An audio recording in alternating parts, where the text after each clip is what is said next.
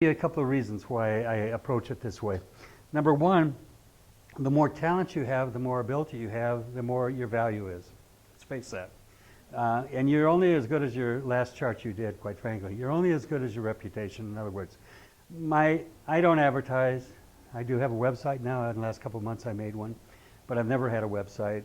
And all my clients have always come to me through reference, through somebody else, okay? And that's how you're going to be successful in this business. I'm not a good promoter, self-promoter. I'm not.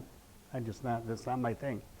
You know, how do you do this? Walk around how great I am. I mean, you know, you don't do that. You know, it's so egotistical. And as soon as you think you're great, you're going to fall. I've learned that in life too.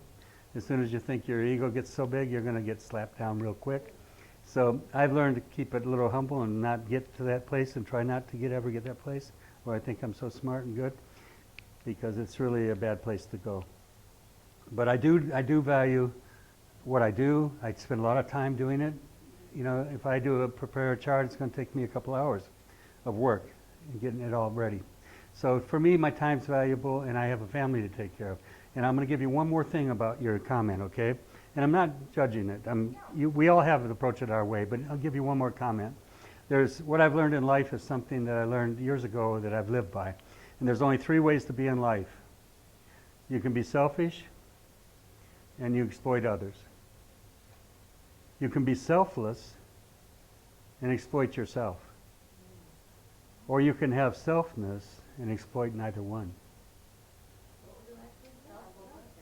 You can have selfness and exploit neither one. You can be selfish, selfless, or have selfness. And I've learned in life, if you want to be able to work and do your work and be successful, you have to support yourself. You know, you have to have a sense of your own worth.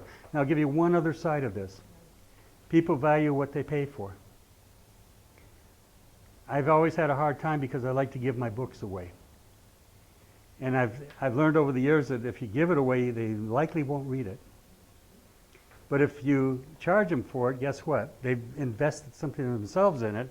Now they think about it. I can tell you I've had a lot of software. I'm president of the American Press Association. So I get all sorts of things for review. And I mean free. Softwares that are worth $300, $400, they give it to me because they want me to review it. And I've got some software that I've had to invest in and buy. It cost me a lot. And guess what? I hang on to that software like, I got my blood in it, you know what I mean? I've invested in this, you know? It's really valuable to me. It's silly, isn't it? But it's the way we think. So I always you got it. You got yourself involved in it.